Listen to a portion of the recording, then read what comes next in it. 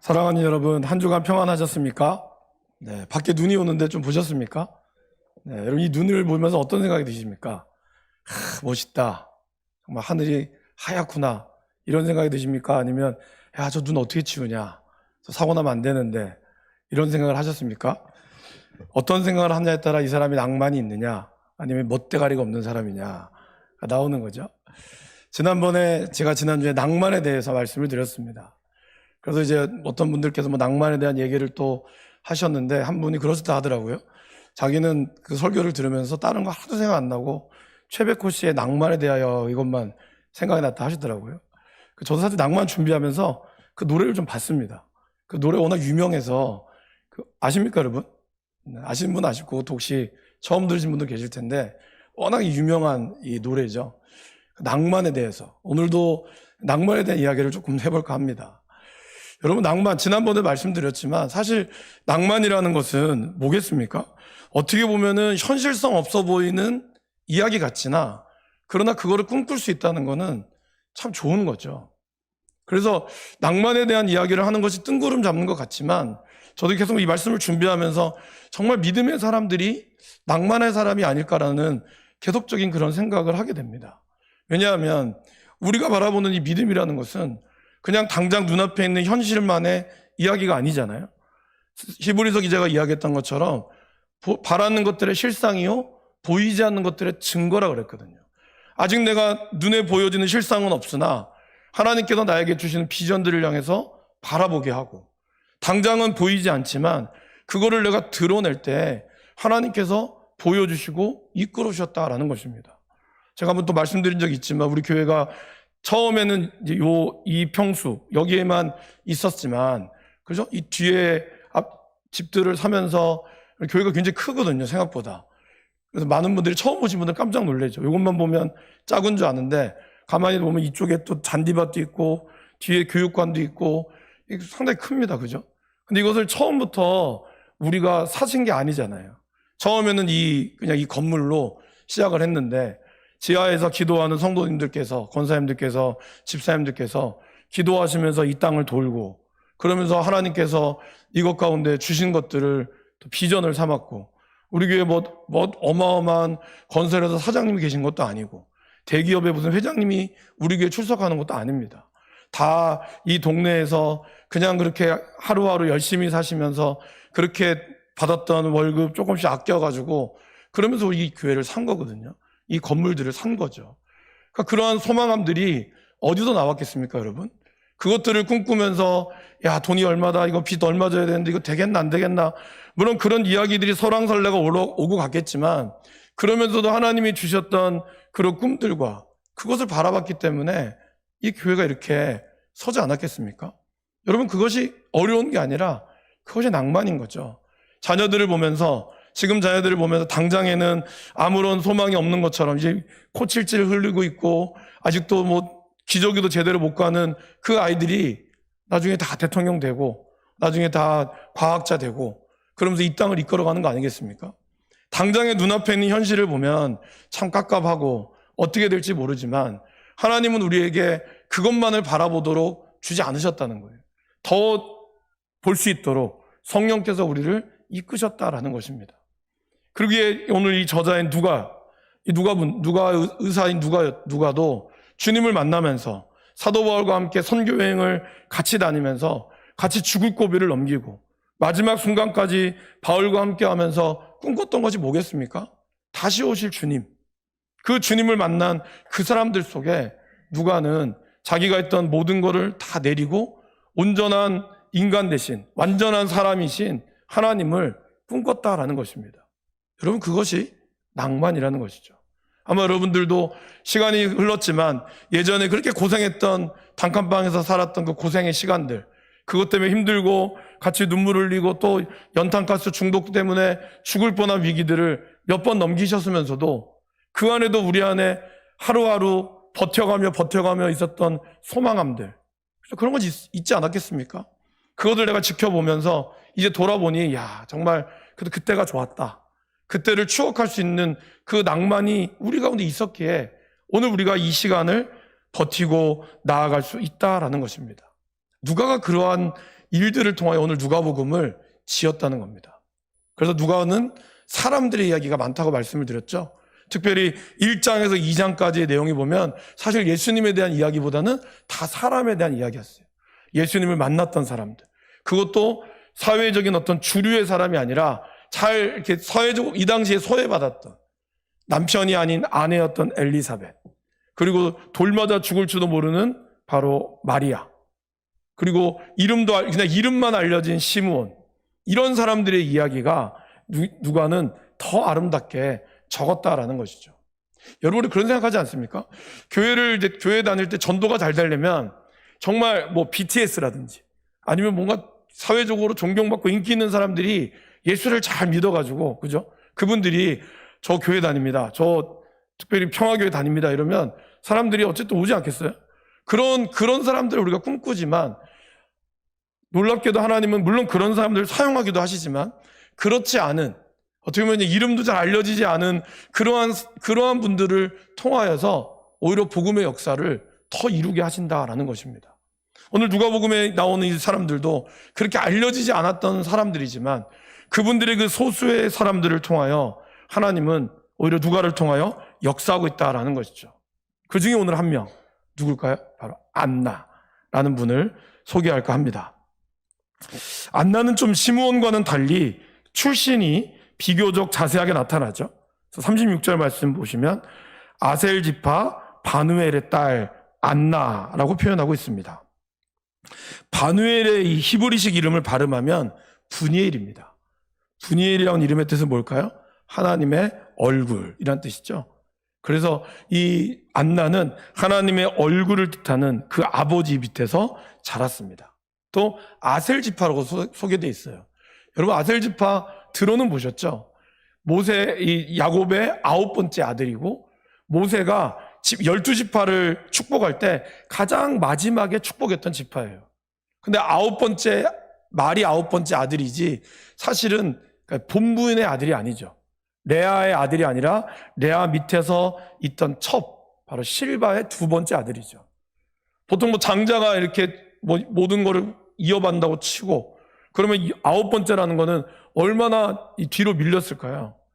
그런 이스라엘 나중에 역사에 아셀 지파가 나오지도 않죠. 물론 지파에서 아셀 지파가 나오긴 하지만 그 이후로부터 아마 아셀 지파라는 이름이 성경에 거의 기록되어 있지 않습니다. 이렇게 이름도 없고 잘 알려지지도 않은 그냥 몰락해가는 그런 지파에서 하나님은 안나라고 하는 이 여선지자를, 그것도 그냥 여인이 아니라 여선지자를 만드셨다는 것이 의미가 있습니다. 저와 여러분들이 하나님께서 우리를 세우실 때 우리가 뭔가 대단해서 우리를 축복하시는 것이 아니다라는 겁니다.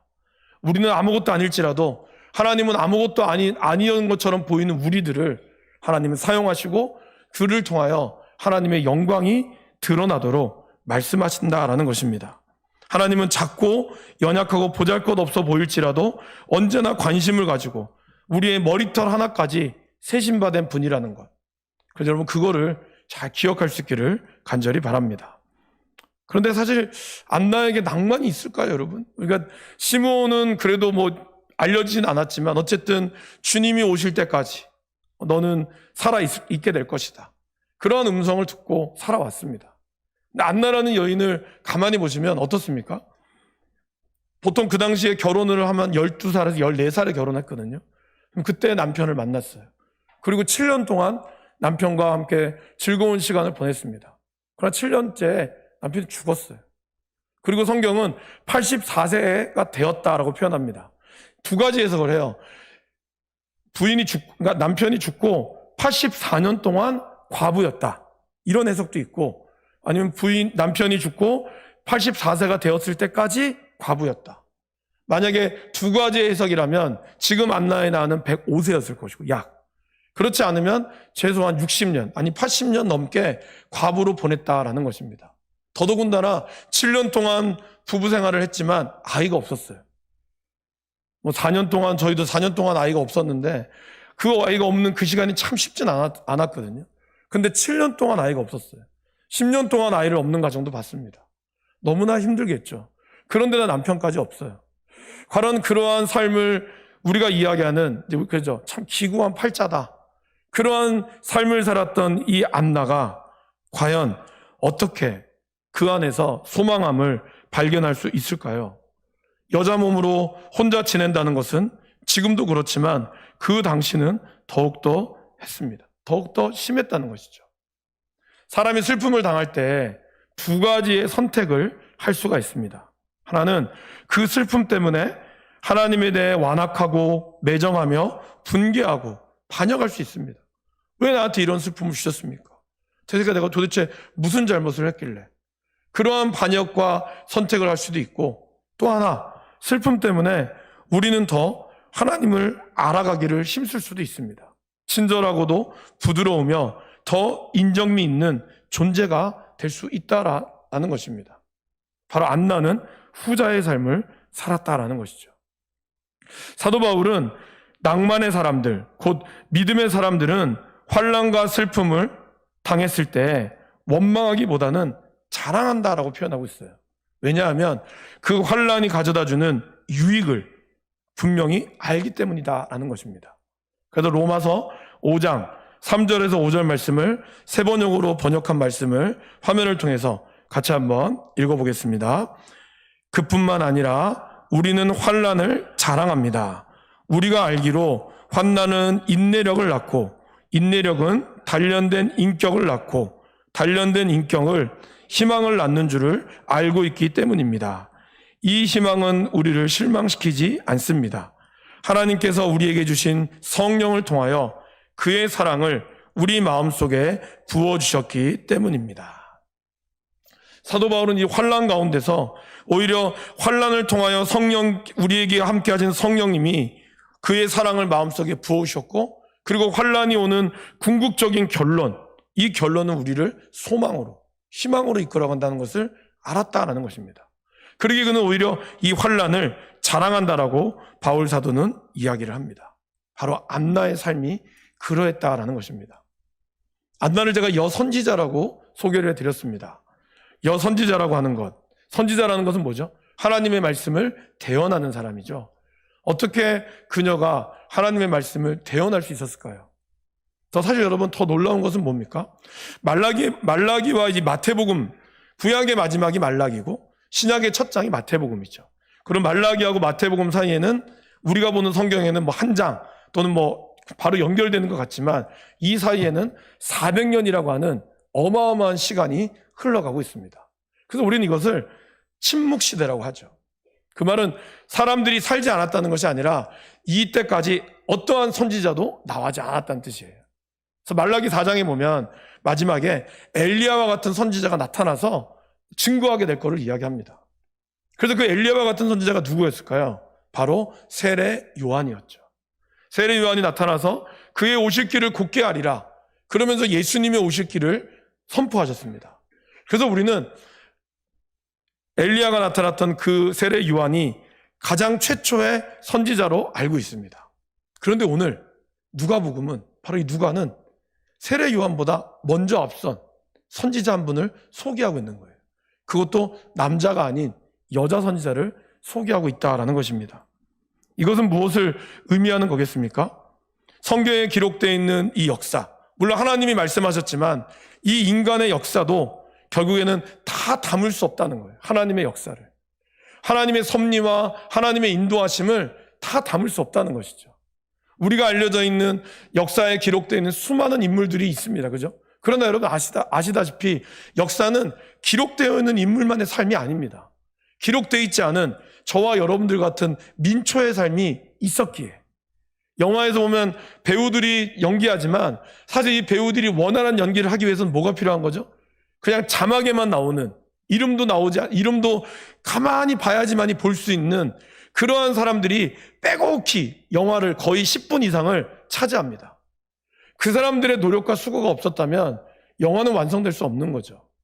인생의 한 편의 드라마도 마찬가지입니다. 역사에 기록되어 있는 수많은 유명한 사람들의 그 일들 밑에는 보이지 않는 그러한 하나님의 손길과 섭리가 있었다는 것이죠. 누가는 그걸 찾아냈다는 거예요. 세례 요한이라고 하는 거대한 선지자가 있지만 그러나 알려지지 않았던 이 누가가 받던 이 안나라고 하는 여선지자, 비록 과부의 삶을 살았고 평생 힘들게 살았지 모르는 그 삶이었지만 하나님은 그분을 여선지자로 하나님과의 남다른 영적 은사를 소유한 이 여인을 누가는 발견했다는 것입니다.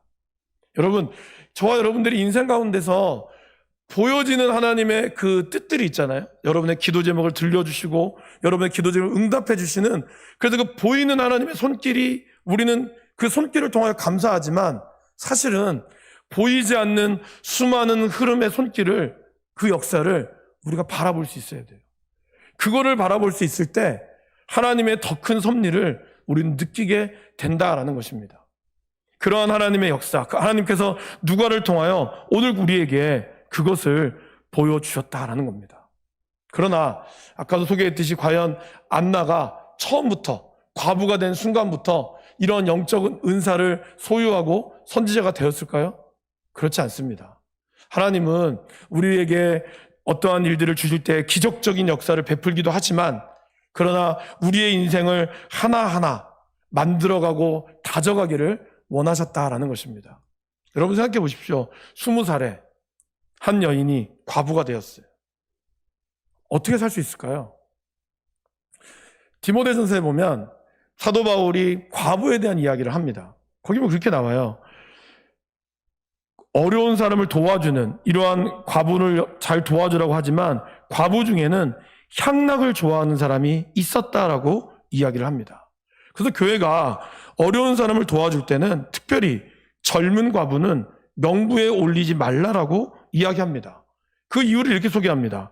젊은 과부는 혹시는 제가 그냥 붙인 말입니다. 정욕으로 그리스도를 배반할 수 있고 처음 믿은 믿음을 버릴 수 있기 때문이다 라고 디모데에게 이야기하고 있다는 것이죠. 이것이 젊은 과부가 무조건 나쁘다 이런 뜻이 아니라 그만큼 혼자 된 여인의 삶, 그 삶은 유혹과 어려움이 많았다는 것을 보여줍니다. 그러기에 안나가 청춘의 과부가 되었다는 것은 결코 쉬운 일이 아니었다라는 것이죠. 그러나 슬픔에 빠져 있지 않고 자기 연민 대신에 하나님 나라의 소망에 몰입했습니다. 그녀는 외로웠고 그녀는 슬펐지만 그 외로움 속에서 하나님을 아는 일로 그의 삶을 승화시켰다라는 것입니다. 성경은 결혼에 대한 이야기를 아름답고 그리고 복된 일이라고 이야기를 합니다. 그래서 창세기 1장에서부터 이 아이를 낳고 결혼하는 것에 대해서 아름다운 가정을 이루는 것이 축복이라고 말씀하고 있습니다. 그렇다면 여러분, 이 안나의 삶은 불행한 것일까요? 그의 삶은 하나님의 축복을 받지 못한 것일까요? 우리가 그렇게 생각한다면 우리는 욥의 이야기로 돌아가 봐야 한다는 거예요. 우리가 얼마 전까지 나눴던, 묵상하였던 욥의 주제가 뭐였죠? 하나님의 주권이지만 그 하나님의 주권하는 이런 이야기가 있는 거죠.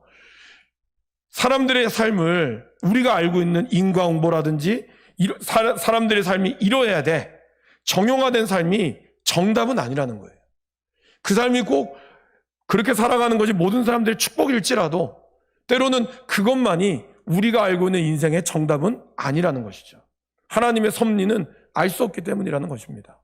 오늘 이 안나의 삶은 누가 봐도 불행한 삶이었을지도 모릅니다. 그러나 안나의 삶을 통하여 하나님이 들려주시는 또 다른 이야기는 바로 하나님의 역사는 어떠한 우리가 알고 있는 그런 일반적인 모습만으로는 평가할 수 없다는 거예요. 그걸 하나님은 안나를 통해서 보여주고 있다라는 것입니다. 안나와 같이 혼자 남았다고 느낄 때 우리는 고독감과 외로움을 느낍니다. 그리고 이때 우리 안에 불안과 원망과 두려움이 올 수 있습니다. 그리고 사단은 이러한 우리의 약점들을 노렸죠. 안나 또한 마찬가지였을 겁니다.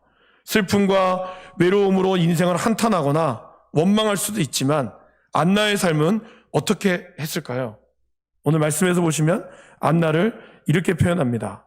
그녀는 성전을 떠나지 아니하고 주야로 금식하며 기도함으로 섬기더니.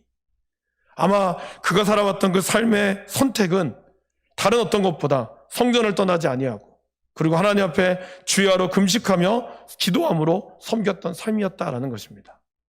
이러한 삶의 모습을 누가는 기록하면서 아마 사도 바울에게 알려줬을 거예요. 그래서 그는 디모데전서에서 참 과부의 모습을 이렇게 이야기하고 있죠. 디모데전서 5장 5절 말씀에 사도 바울이 쓴 진정한 참 과부의 모습을 이렇게 표현하고 있습니다. 참 과부로서 외로운 자는 하나님께 소망을 두어 주야로 항상 간구와 기도를 하거니와. 아마 바울은 안나를 통해서 영감을 얻었을 거예요. 그러한 모습. 근데 여러분, 오늘 재밌는 건 뭐냐면 안나는 주야로 금식했다라고 말하고 있습니다. 여러분, 주야로 금식하면 죽습니다. 그렇잖아요. 어떻게 밤낮으로 굶으면 어떻게 살아요? 이슬만 먹고 살 수 있습니까? 못 삽니다. 그럼 이것이 무엇을 의미할까요? 이 당시에 있는 이 금식을 우리가 좀 이해할 필요가 있는데요. 이 당시의 금식은 물론 예수님이 40일 금식하기도 하셨지만 이 당시의 금식의 대부분은 낮에 금식을 합니다. 낮에 금식을 하면 저녁에는 파티를 연다 그래요. 그러니까 사람들이 이 낮에 금식했던 것을 이용했다가 저녁에는 파티를 통해서 약간은 폭식을 한다는 거죠. 그것이 그 당시 어떤 금식의 모습이었다는 겁니다. 그럼 오늘 이 안나가 주야로 금식했다는 것은 뭘까요? 그냥 우리가 알고 있는 일반적인 금식을 좀 넘어서서 그의 삶에 절제했다는 것을 의미합니다. 먹고 싶은 것보다 그런 어떤 음식에 대한 탐함보다는 그냥 최소한의 것들을 먹으며 그는 그로 인하여 자기의 삶이 흐트러지지 않기를 원했다라는 것이죠. 가톨릭에서 이야기하는 7가지 어떤 죄 중에 그 중에 하나가 뭐죠? 바로 이 탐욕, 그다음에 이 탐심이라는 게 있거든요. 이 먹는 거에 대한 것도 죄라고 이야기를 합니다. 그만큼 사람들이 먹는 것을 우리에게 기쁨이 되지만 그 먹는 것이 도가 지나쳤을 때는 그 안에 죄가 들어갈 수 있다라고 성경은 또 우리에게 이야기하고 있다라는 것이죠. 결국 안나는 그로 인하여 전혀 먹지 않았던 것이 아니라 음식에 대한 절제하고 그리고 오는 음식을 탐함으로써 오는 죄를 짓지 않았다라는 것을 뜻합니다. 그리고 그녀는 기도했다라고 이야기하고 있죠. 그것은 바로 영적인 것들을 위해서 비록 육적으로는 절제했지만 영적으로는 풍성함을 누리기를 소망했다라는 것입니다. 그럼 무엇을 기도했을까요? 자신의 삶만을 위해서 기도하지는 않았다라는 것입니다. 오늘 38절에 보면 예루살렘의 속량을 바라는 모든 사람에게 결국 안나도 예루살렘의 속량, 즉 이 땅을 위해서 기도했다라는 것입니다. 로마가 전 유럽을 통일하며 강력한 나라를 이루었을 때였습니다. 그러나 여선지자의 눈에는 진정한 구원자는 아직 오지 않았음을 알고 있었습니다. 헤롯 대왕이 이스라엘의 환심을 사기 위해서 성전을 지어줬어요. 그걸 우리는 헤롯 성전이라고 하거든요. 그 성전이 어마어마하게 지어졌지만 사실 그 성전 안에는 겉에는 화려했는지 모르지만 알맹이는 없었다는 겁니다. 그 안에는 제사장들과 사두개인들과 바리새인들이 서로의 이권을 위해서 정치적인 그런 음모를 늘 꾸몄고요. 그리고 그 안에는 말씀을 들어오는 사람들이 어떻게 하면은 더 뽑아낼까, 한 푼이라도 더 돈을 뜯어낼까, 그러한 고민만을 하고 있었다는 거예요. 그러니까 사람들이 성전에서 말씀을 듣지 않고 세례 요한이 있는 광야로 가서 말씀을 들었지 않았겠습니까? 말씀이 살아있지 않았다는 것입니다. 그러한 상황 가운데서 안나는 늘 성전에 모여 기도했다는 것은 뭘까요? 진정으로 하나님을 바라는 이스라엘을 구원할, 온 세상을 구원할 메시아를 소망하며 기도했을 것입니다.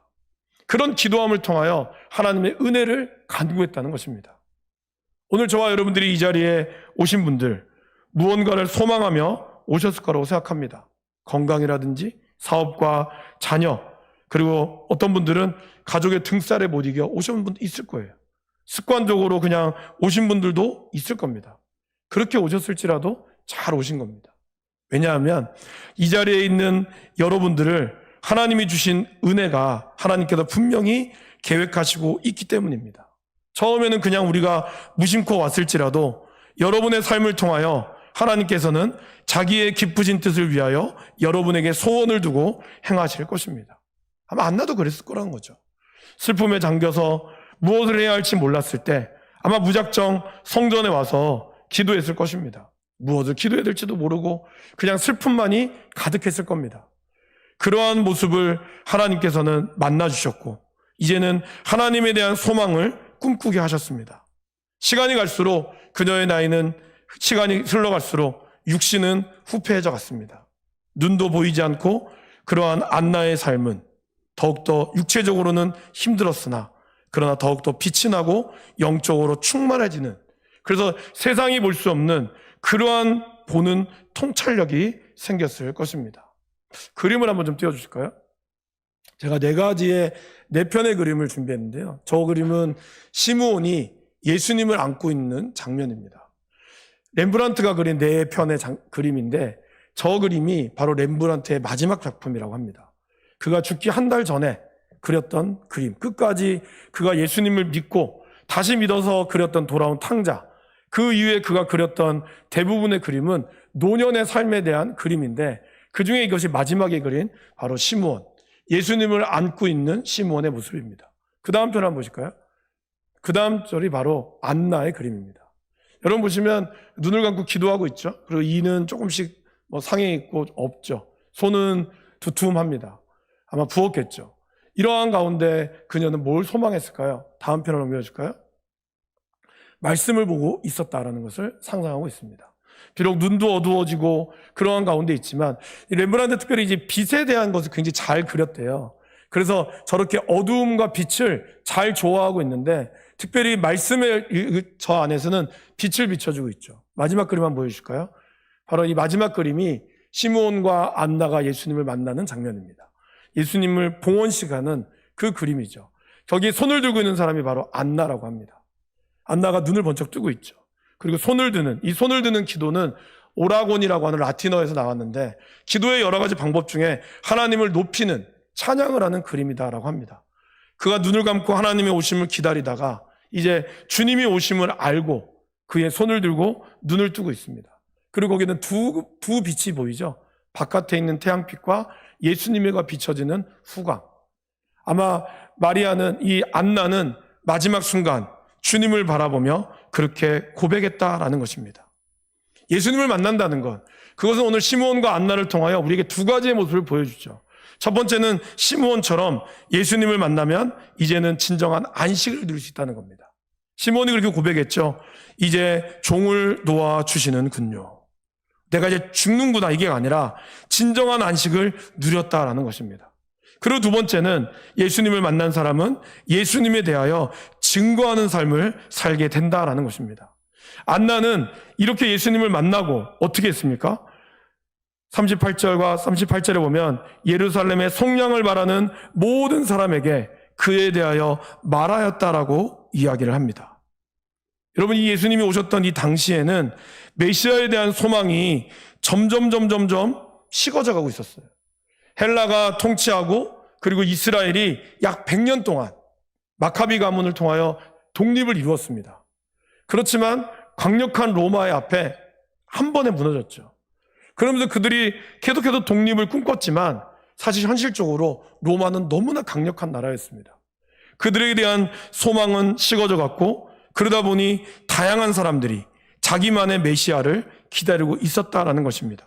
정치적인 메시아를 기다리며 암살의 임무를 띠는 사람도 있었고 또 다른 로마의 황제가 메시아로 인정하며 로마의 편을 들어서 로마를 섬기는 사람들도 있었습니다.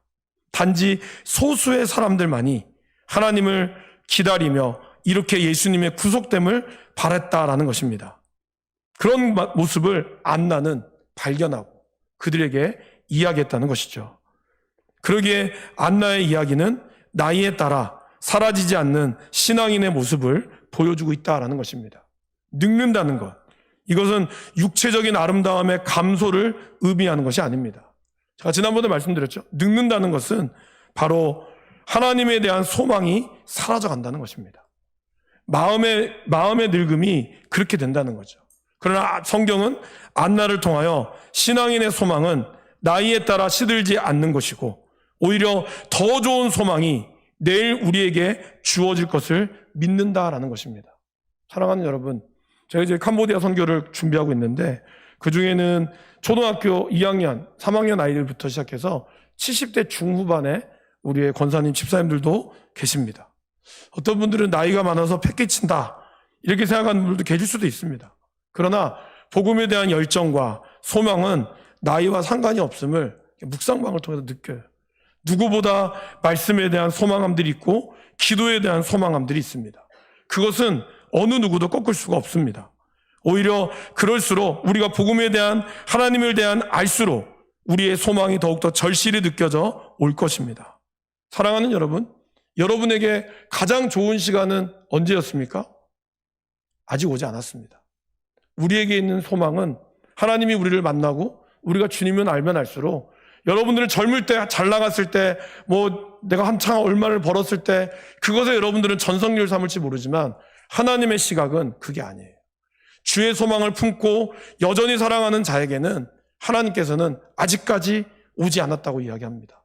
지금보다 더 좋은 것을 우리에게 줄 거라고 이야기합니다. 우리 평화교회가 예전에 처음 생겼을 때 늘 하는 말씀이 있어요. 우리가 수영로교회보다 더 컸다.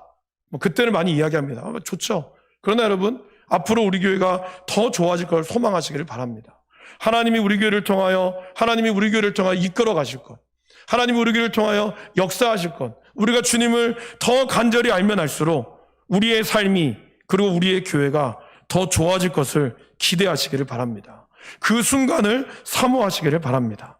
우리가 하나님의 성전에서 하나님을 예배하고 주님을 찬양하며 기도하는 시간이 길어질수록 더 깊은 은혜와 더 삶에 대한 통찰력과 하나님 주시는 그 믿음의 낭만이 생기게 될 것입니다. 그 은혜가 있기를 주님의 이름으로 간절히 축원합니다. 함께 기도하겠습니다.